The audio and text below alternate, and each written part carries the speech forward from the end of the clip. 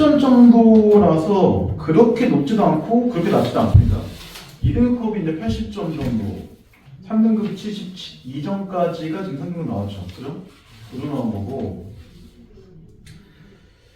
지금 보면 오답률이 가장 높았던 문제는 이 7번이고요. 이 7번의 오답률이 가장 높습니다. 예. 얘가 일단 오답률 전체가 1순위였고요. 그 다음에 35번이 두 번째였어요. 예. 35번도 그렇지만 37번의 오답률도 좀 높습니다. 예, 이 두 개는 좀 비슷하게 높고요. 하나만 더 꼽아본다면 42번의 오답률도 좀 높습니다. 사실 42번은 오답률 높은 이유를 잘 모르겠어요. 그만큼 문제가 어렵지 않다는 거고, 그 다음 문법에서는 오답률 가장 높았던 문제가 12번입니다. 12번 문제 오답률이 가장 높기는 하고요. 문법은 11번, 12번 이렇게 두 개, 14번까지 세 개를 봐볼게요 일단. 네. 14번은 사실 이거 중학교 문제라서 별로 고등학교식의 느낌이 들어가진 않습니다. 그죠?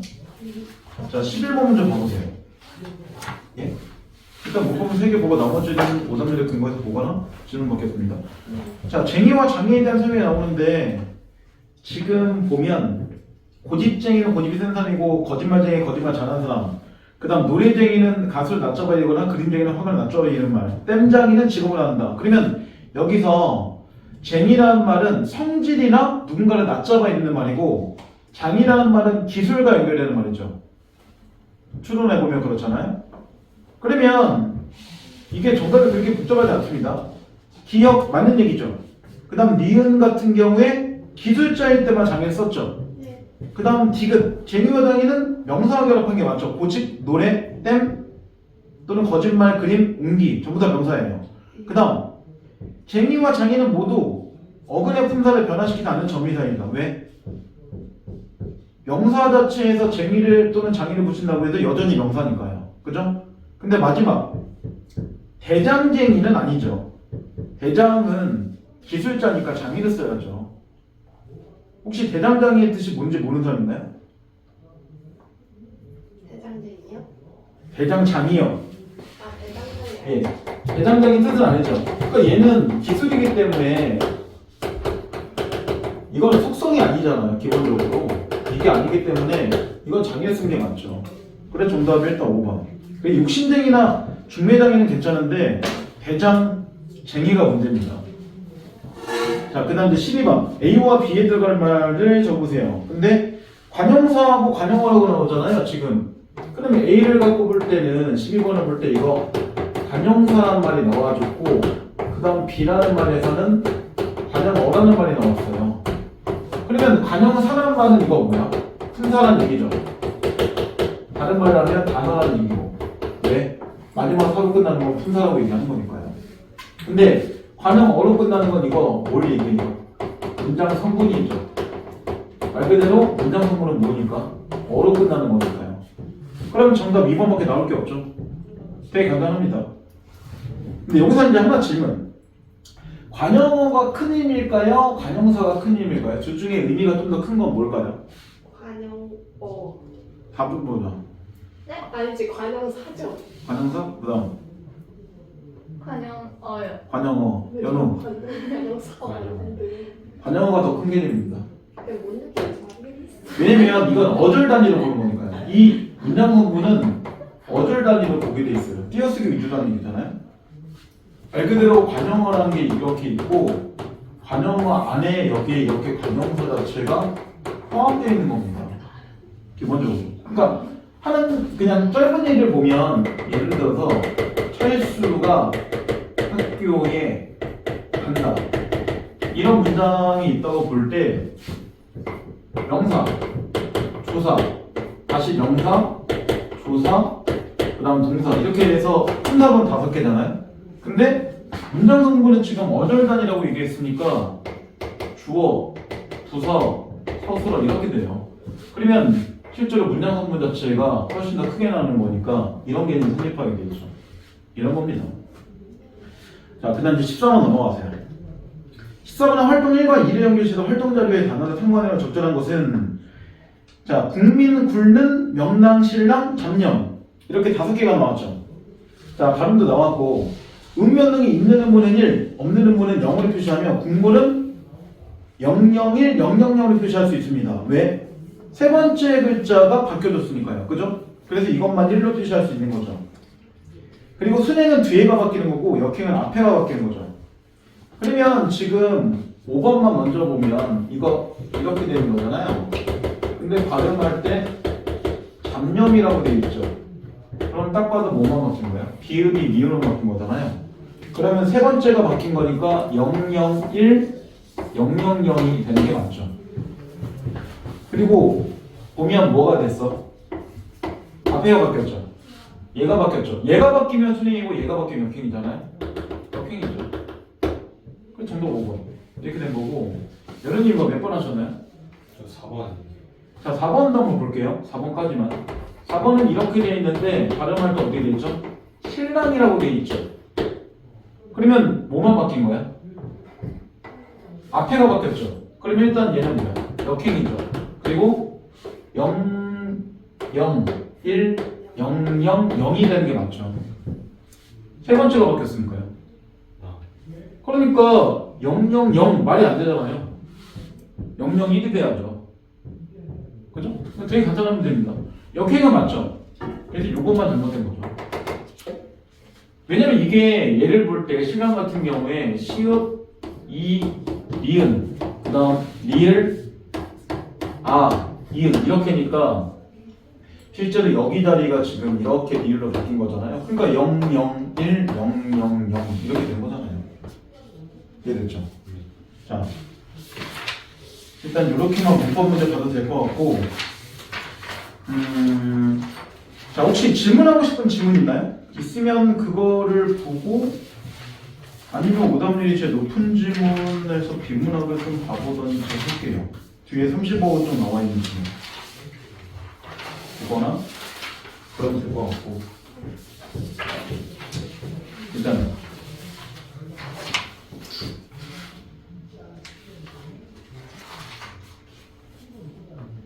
자, 없으면 그럼 34부터 38을 볼게요. 자, 여기 되면 보겠습니다. 이거는 35, 36, 37 이렇게 세 개를 볼게요.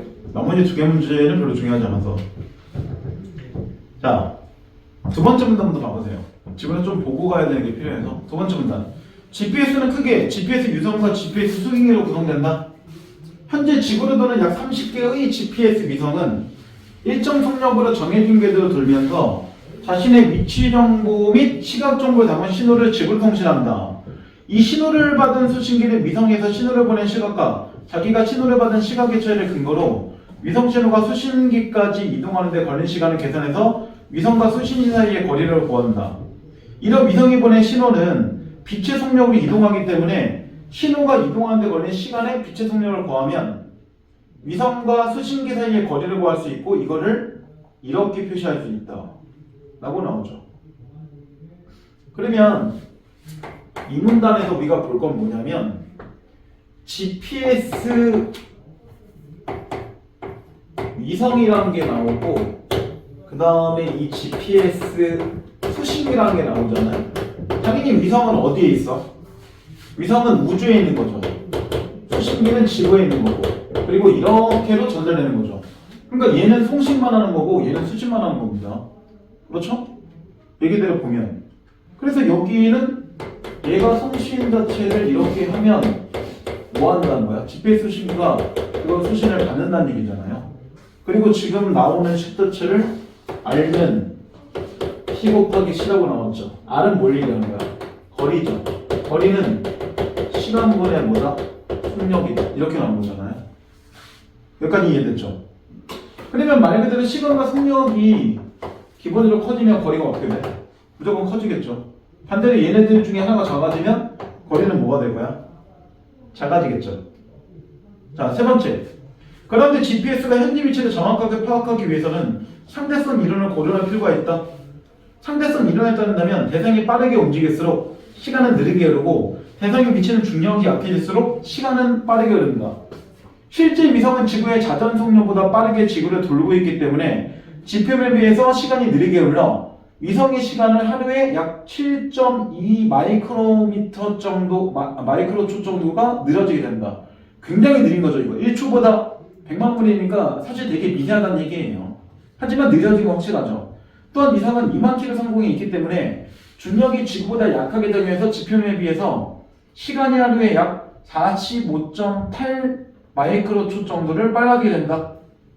그 결과 GPS 위성이 있는 원작의 시간은 지표면 시간에 비해서 매일 약 38.6 정도가 빨라진다. 왜? 45.8에다가 7.1을 빼야 되는 거니까요. 그죠? 이전 차이는 하루에 11km의 오차를 발생시키고 이를 방지하기 위해서 GPS는 위성에 탑재된 원자시계의 시간을 지표면의 시간과 일치하도록 조정해서 위성과 수신기 사이의 거리를 정확하게 구현한다. 그럼 세 번째 문단을 볼 때 갑자기 상대성 이론에 관한 게 나오잖아. 상대성 이론에서 나타난 특징은 말 그대로 뭐 하는 거야? 속도 자체가 빨라지면 시간은 어떻게 된다? 느려진다는 얘기잖아요. 그죠? 그리고 또 하나, 중력 자체가 실제로 뭐 한다? 약해지면 시간 자체는 빠르게 간다. 이거죠. 실제로. 그리고 나서 뭐가 얘기 나오냐면 위성 얘기 나오잖아요. 위성 자체는 이렇게 볼 때, 이렇게 지구 자체의 자전 자체와 연결시킬 때 속력 자체가 어때? 얘가 더 빠르죠. 이렇게 되는 거잖아요. 그죠? 그 다음에 또 하나, 이 위성 자체와 지구 자체를 생각할 때 중력이 있는 누가 더 많다? 지구가 더 많다. 이거잖아요. 그죠? 이렇게 되는 거죠. 그래서 실제로 이것 때문에 나오는 게 뭐가 되는 거야? 약 7.2 정도의 형태가 느린 거고, 여기 같은 경우는 얘가 더 빠르니까 시간 자체가 얘가 더 많이 받는다는 거잖아요. 그래서 실제로 여기서는 45.8 정도가 더 빠른 거죠. 그래서 실제로 이 두 개를 가지고 조합하면 38.6 정도가 지구보다 빠르다. 결국 이건 뭐예요? 위성 자체를 이해하는 거죠. 그죠? 위성이 이런 얘기가 나온다는 얘기입니다. 그러니까 이거를 고려해서 뭐 하는 거야? 그 수신되는 것들의 거리를 구현하는 게 필요하다 이런 얘기 한 거잖아요. 자, 그 다음 이제 네 번째. 이렇게 계산된 거리는 수신기가 자신의 위치를 파악하는 데 사용되는데 이를 이해하기 위해서는 3년 측량법을 알아야 한다. 3년 측량법이란 세 기준점 ABC의 위치와 각 기준점에서 대상 P까지의 거리를 이용해서 P의 위치를 측정하는 방법이다. 예를 들어 그림과 같이 평면상의 A에서 거리가 5 정도 떨어진 지점에 B가, 거리가 3 정도 떨어진 지점에 C가, 거리가 4 정도 떨어진 지점에 P가 있다고 한번 가정해보자. 평면상의 한 점에서 같은 거리에 있는 점을 모두 연결하면 1이 되고, 그러므로 A를 중심으로 반지름이 5원, B를 중심으로 반지름이 3원, C를 중심으로 반지름이 4원인 그리면 세 원이 교차하는 지점이 생기고 그 지점 자체가 P의 위치가 된다. 그럼 P라는 건 뭐 하는 거야? 교차하는 지점이라는 얘기죠. 설명해서 볼 때 이때 세 개의 점 ABC를 GPS 위성으로 본다면 좌표값은 위성의 위치 정보이고 P의 좌표값은 GPS 수신기의 위치 정보에 해당한다고 볼 수 있다. 그러면 지금 여기서 이 네 번째 문단을 가져볼 때 P라는 거는 뭐 하는 거야? 이런 A와 B와 C 자체하고 연결시켜 볼 때 결국 얘네들의 교차 지점을 얘기하는 거잖아요. 그리고 이 P를 다른 말로 하면 뭐라고 한다? 이 P의 형태의 좌표값이란 다른 말로 하면 GPS의 수신기의 위치 정보, GPS 수신기의 위치 정보가 될 것이다 라고 나오죠. 그러면 이걸 알고 싶으면 뭐 해야 돼? P를 찾으면 된다는 얘기잖아요. 자, 그 다음 마지막. 그러나 실제 공간은 2차원의 평면이 아닌 3차원 입체이기 때문에 GPS 위성으로부터 동일한 거리에 있는 점들은 원이 아니라 부의 형태로 나타난다. 왜냐면 실제로는 3D가 될 거니까요. 그죠? 그 결과 세 개의 GPS 위성을 중심으로 하는 세 개의 구가 겹치는 지점은 일반적으로 두 군데가 될 것이고, 하지만 이 중 한 지점은 지구 표면에 가까이 위치하게 되고 한 점은 우주 공간에 위치하게 되는데, GPS 수신기는 두 교점 중에 지구 표면에 가까이 있는 점을 자기의 현재 위치로 파악하게 된다. 그러면 GPS 수신기 자체는 뭐랑 연결했다? 지구 표면에 가까운 것과 연결되어 있다 라고 나오죠. 자, 그럼 이제 35번 문제를 가볼까요? 자, 알 수 있는 걸로 적절하지 않은 거래.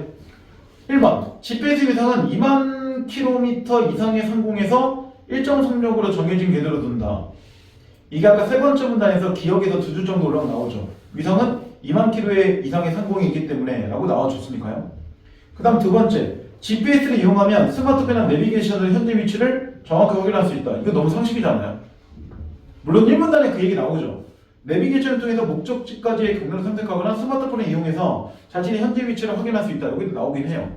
근데 세 번째, 수신기는 GPS 위성에 보낸 신호. 이상하죠?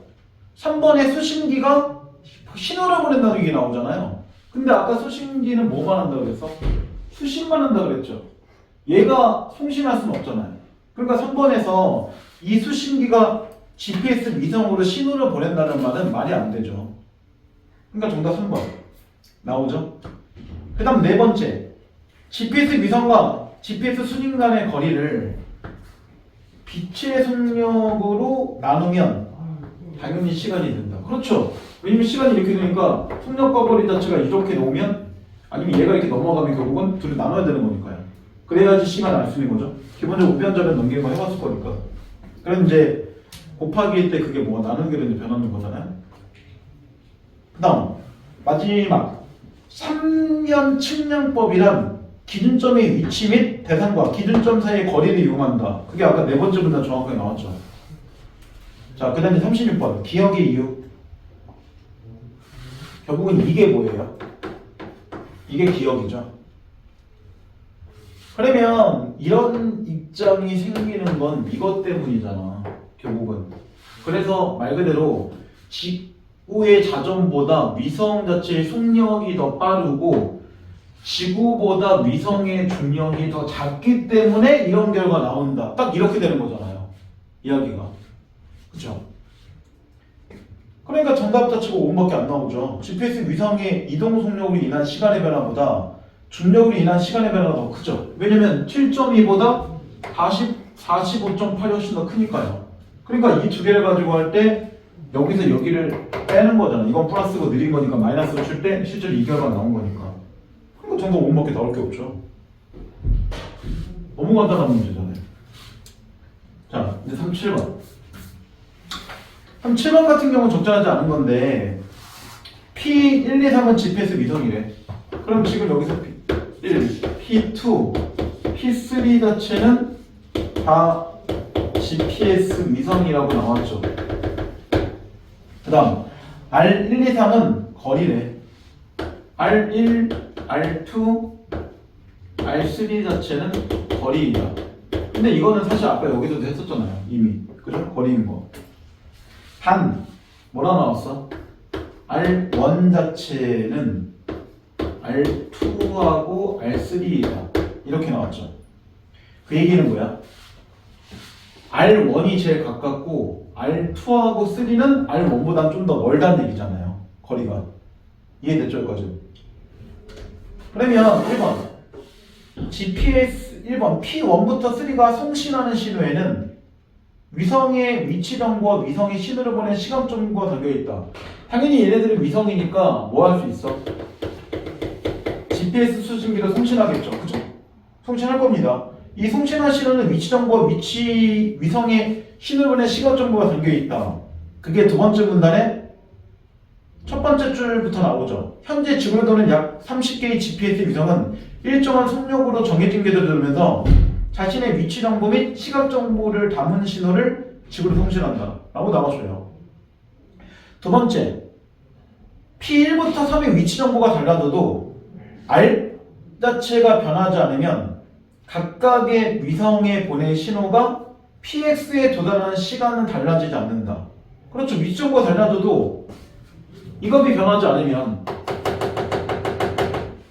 얘네들 자체하고 연결시킬 때 당연히 뭐예요? px에 도달하는 시간은 달라질 필요가 없죠. 왜냐면 얘가 안 변하는데 얘네들 어떻게 변해?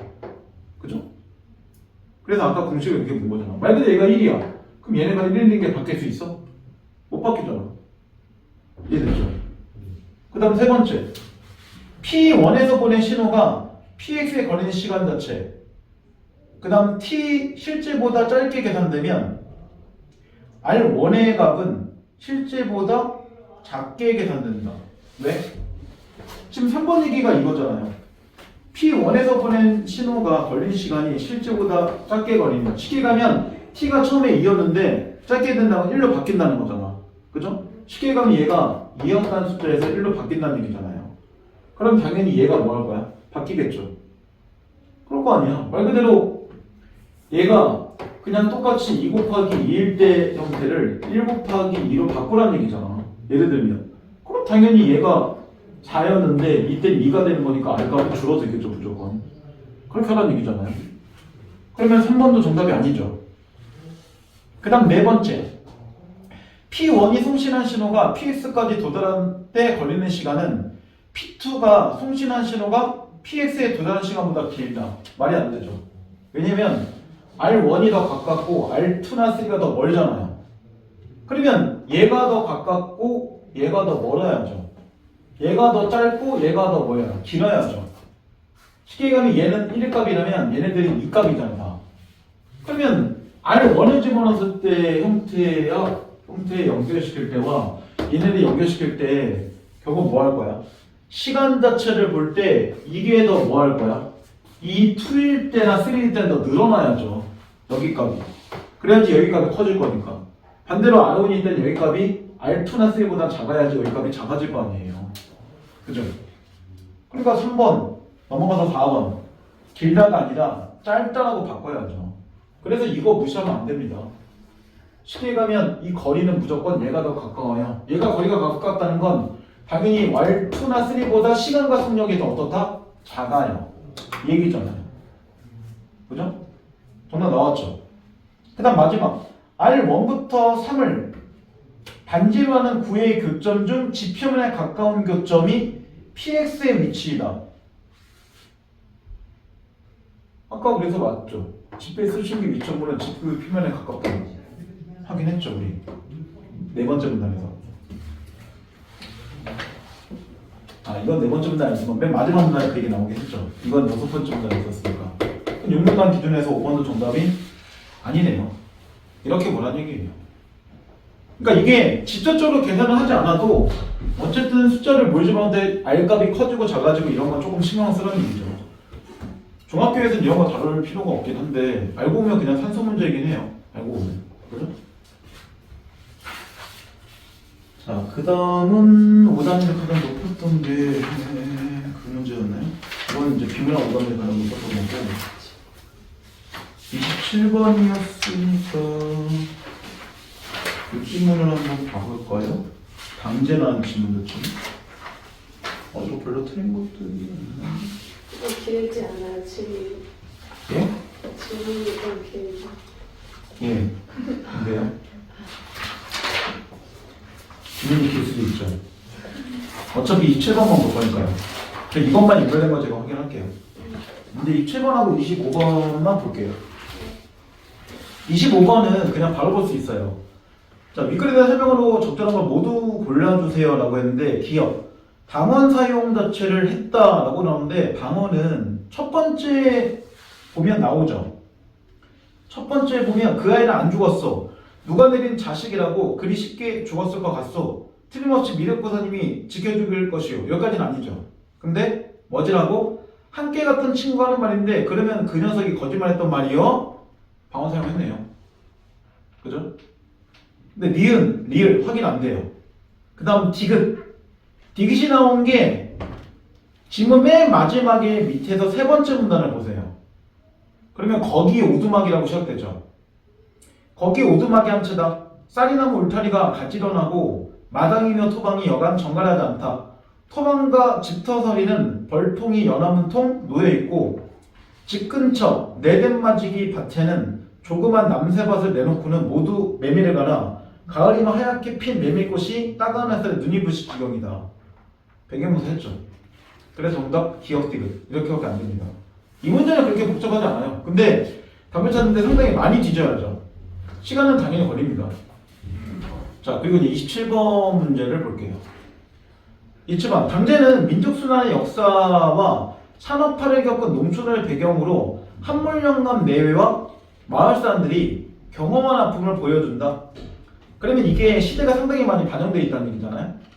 아래와 같이 이 작품의 두 축은 역사와 신앙으로 초월적 세계에 대한 믿음을 통해서 현실의 문제들을 해결해보려 하는 사람들의 모습을 드러낸다 라고 나와주는데, 지금 밑에 대놓고 나오잖아요. 역사 자체는 실제 뭐다? 현실이다 라고 하고, 그 다음 신앙이란 거 자체가 초월적 세계라는 거잖아요. 이 초월적 세계를 다른 말로 하면 뭐야? 비현실이죠. 초월적과 비현실은 같은 말입니다. 그죠? 왜냐면 신앙이라는 것 자체가 눈에 보이는 세계가 아니니까요. 자, 그 다음 이제 밑에 나오죠. 미륵바위는 개개인이 초월적 세계를 향해 직접적으로 기원하는 대상이다. 그래서 여기하고 연결된 게 미륵바위죠. 그럼 미륵바위는 얘네들이 뭐라고 생각하는 거야? 신이라고 생각을 하는 거잖아요, 기본적으로. 그 다음 마을신에게 제사를 지내는 당제는 두 세계를 매개하는 의식이다 라고 나오죠. 그 다음 도깨비는 두 세계의 매개자로서 마을 사람들의 일상과 함께한다. 그럼 도깨비도 당연히 이쪽이죠. 이처럼 소설의 현실의 삶이 초월적 세계와의 교류를 통해서 지탱되고 이어나가 보여주고 있다. 그럼 이게 뭐야? 이렇게 돼 있는 이 점점점점점들 자체가 다른 말로 하면 교류라는 거잖아요. 그러니까 역사의 실제 현실에 살고 있는 사람들이 신앙과 초월적 세계에 대한 믿음을 바탕으로 살아가고 있다. 이렇게 되는 얘기죠. 그리고 힘들 때 그걸 통해서 뭔가 이겨나가고 있다. 이런 얘기인 거고. 1번 남편이 살아있다는 한물댁의 확신은 꿈이 소망을 이루어주어 초월적 세계를 구현한다는 믿음에서 비롯되고 있다 라고 나오잖아요. 실제로 이 얘기가 어디 나와? 그러니까 남편이 살아있다는 확신.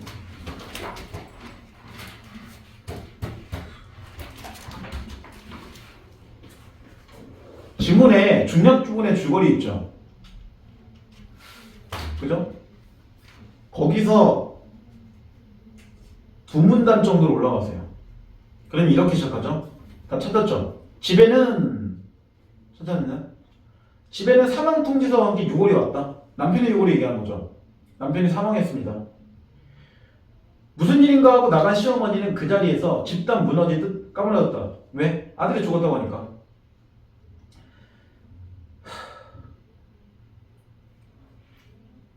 아들이 죽었대잖아요. 감정이 없어요.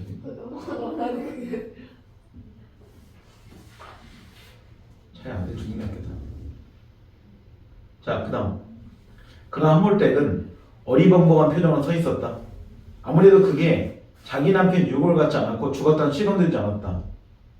전작이죠.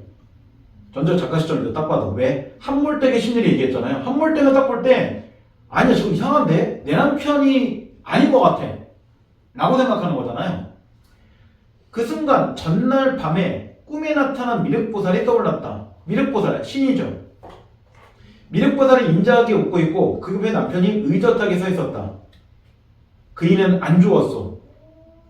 말 그대로 꿈의 내용을 바탕으로 한몰댁은 남편이 안 죽었다고 생각하고 있죠. 한몰댁은 시어머니에게 꿈 이야기를 하며 틀림없이 미륵보살미님이 우리 남편을 지켜주고 계실 거라고 했다. 그러나 시어머니는 그 소리는 귀여여 듣지도 않고 시름시름 앓다가 그 길로 세상을 떠나갔다. 왜? 자기 아들이 죽었을 거라는 생각을 가지고 안타까워하다가 죽은 거잖아요. 마음의 병으로. 그렇지만 한몰댁은 눈물 한 방울 흘리지 않고 그때까지 그래왔듯이 새벽마다 미륵바위 앞에서 더 정성스럽게 시선을 들였다. 8.15가 되었다. 꿈결에 쌓여온 남편이 살아왔다. 남편이 죽었다 살아난 거야? 아니죠. 남편이 이번이 잘못 온 거죠. 처음부터. 그러니까 이거 남편은 실제로 안 죽었는데 죽었다고 집에 통지서가 온 거고 그걸 누가 안 믿은 거야? 여기 나오는 한물댁이 안 믿은 거고 한물댁이 믿음이 실제로 보상을 받은 거잖아요. 그러면 1번에 꿈이 소망을 이루어주어 초월적 세계를 구현한다. 이게 말이 안 되는 게 초월적 세계를 구현할 거면 진짜 죽었던 사람이 살아와야죠. 근데 남편은 죽었던 게 아니었잖아요. 말 그대로 사람이 죽었어. 근데 이 사람이 살아났어. 이렇게 됐으면 이건 초월적 세계죠. 근데 남편은 죽은 줄 알았는데 안 죽은 거잖아요. 그러면 초월적 세계에 대한 거하고는 아무 관계 없죠. 초월적 세계는 남편이 죽지 않았다는 걸 암시해 준 거지 남편을 살아나게 만든 게 아닙니다. 거의 좀비스럽잖아요. 정답 1번 나오죠. 일단 그 다음 두 번째, 한물댁이 순환을 겪을 때 미륵바위를 찾은 것은 초월적 세계를 통해 현실의 문제를 해결하려고 하는 것이다. 이건 보기만 봐도 알 수 있죠. 미륵바위 자체가 기본적으로 초월적 세계하고 아까 연결되어 있는 거였잖아요. 그러면 이걸 찾는 거는 초월적 세계를 뭔가 해결하고 싶은 거잖아. 딱 봐도. 말 그대로 이런 걸 찾는 것 자체가 이걸 통해서 뭔가 해결하고자 하는 거잖아. 그러니까 2번 정답 아니에요. 세 번째, 한물 영감이 도깨비에게 아들을 부탁한 것은 현실과 초월적 세계가 교류한다. 그렇죠. 도깨비에게 아들을 부탁하면 말 그대로 여기 있는 사람이 도깨비하고 뭔가 교류를 나누고 있는 모습이잖아요. 그러니까 이건 정답 아니죠. 실제로 그런 장면이 나와주고. 물론 도깨비는 현실적이야? 아니죠. 실제 도깨비는 현실 쪽에서 없잖아요. 그게 중년불의 주거리 나오죠. 중년불의 주거리 봐보세요. 한물영감 내에는 6.25 때 의용으로 나간 아들이 북쪽에 살아있다고 믿으며 살아가는데 산업화에 의한 댕건설로 마을이 수몰되기 전에 지낸 마지막 당대가 끝나고 한물영감은 혼자 남아 도깨비들에게 자신의 안전을 지켜달라고 부탁한다.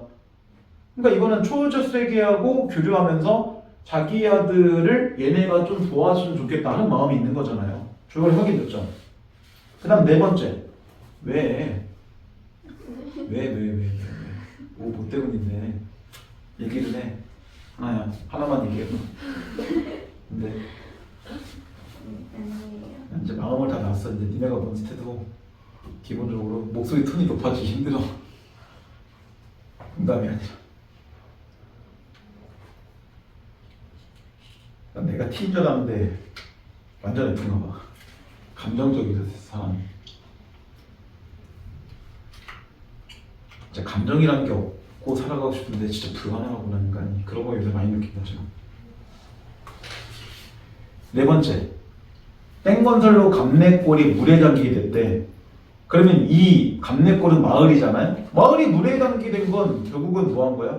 산업화의 아픔과 연결되어 있죠. 댐 자체를 왜 건설했겠어? 산업화 때문에 해놓은 거잖아 이거. 왜냐면 처음에 보기에 첫 번째 줄 나오잖아.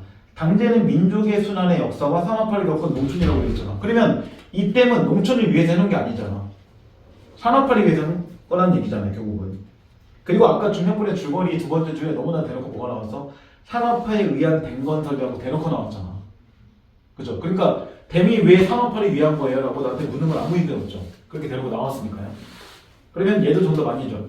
마지막, 한물영감 부부가 안내판을 세운 것은 초월적 세계에 대한 믿음이 그들의 삶을 지탱하고 있음을 보여준다 라고 되어 있는데, 안내판 자체를 세우고 있는 게 마지막 두 문단이죠. 그럼 마지막 이제 두 문단을 봐볼게요 한번. 발길이 바쁜 낚시꾼들이지만 이 집을 보고 나면 고개를 가웃거리다가 다시 안내판은 눈이 간다. 안내판 나왔네요. 안내판 쪽 기둥이에는 호롱불이 걸려 위쪽이 시커멓게 그을려있고 그 곁에는 끄트머리에 창입이라고 쓰인 비석도 하나 있었다. 그들은 서툰 글씨지만 정성 들여서 꼬박꼬박 쓰여있는 안내판을 다시 읽는다. 이 제너머 있던 감내골 동네는 저수비댐을 막아서 한 짓도 없이 다 없어져 버리고 거기 살던 부님이 엄해 한물대 가고 아베 한물영감은 이주서 산다. 부님이 아베 이름은 김진구다.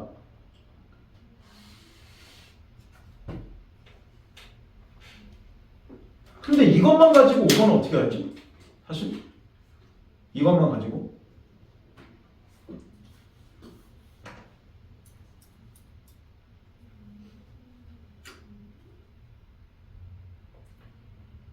이 안내판 얘기가 어디 또 나와? 안내판 얘기가 27번 문제에서 보면 복이라고 되어 있는데 바로 옆에 문단에 보면 나오죠. 그 감내골, 가는이라고 문단이 있을 거예요. 그 보기 쪽하고 연결될 때 거기 한 번 더 나와요. 감내골과는 장구 목재제끼는 재를 넘어 좁은 데로 가다가 물속으로 들어가 버린다. 동네가 없어졌으므로 댐을 막은 뒤부터 이 길을 다닌 사람은 거의 없다. 왜냐면 동네에 들어갈 일이 없으니까 이제. 이따금 극성스러운 낚시꾼들이나 바쁜 걸음을 칠 뿐이고 새벽 장꾼들처럼 바삐나 되던 장꾼 낚시꾼들은 느닷없이 앞을 가로막는 큼직한 안내판 앞에 우뚝거려 멈춘다. 관광지 안내판 크기의 이 안내판을 읽고 난 낚시꾼들은 어리둥절한 표정으로 고개를 가로대는 눈을 옆으로 돌린다 라고 나오죠. 그리고 그 문단은 아까 읽었으니까 그건 안 읽어도 되고, 그리고 밑에 보면 다시 이제 안내판에 관련된 이게 나오잖아요. 그죠? 근데 이 안내판을 세운 게 한물령관 부부가 맞죠? 얘기들을 보면. 근데 이들은 초월적색에 대한 믿음을 가져서 이미 앞에 중량권의 줄거리부터 도깨비들한테 자기 아들 맡기거나 이런 분들을 얘기하는가, 얘네들은 뭘 가지고 있어? 초월적색에 대한 믿음을 갖고 있는 애들이죠. 그리고 그렇게 삶을 지탱하고 있다는 게 그렇게 없어버렸는데 우리들은 뭐하고 있어? 여기서 아직도 살고 있는 거잖아.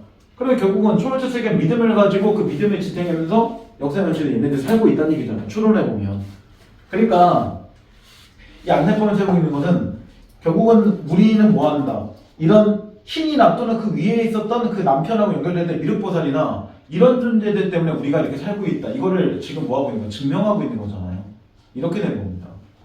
그러니까 이게 왔다 갔다 하면서 조각을 좀 맞춰야 되는 것들이 좀 필요하죠. 그러니까 이제 문학도 전체적으로 원인 결과 인과관계나 이런 거 그런 게 되게 많다는 얘기예요. 자, 일단 여기까지만 하고 혹시 더 질문할 거 있나요? 질문하고 싶은 거. 오케이, 알겠습니다. 자, 오늘 여기까지 할게요.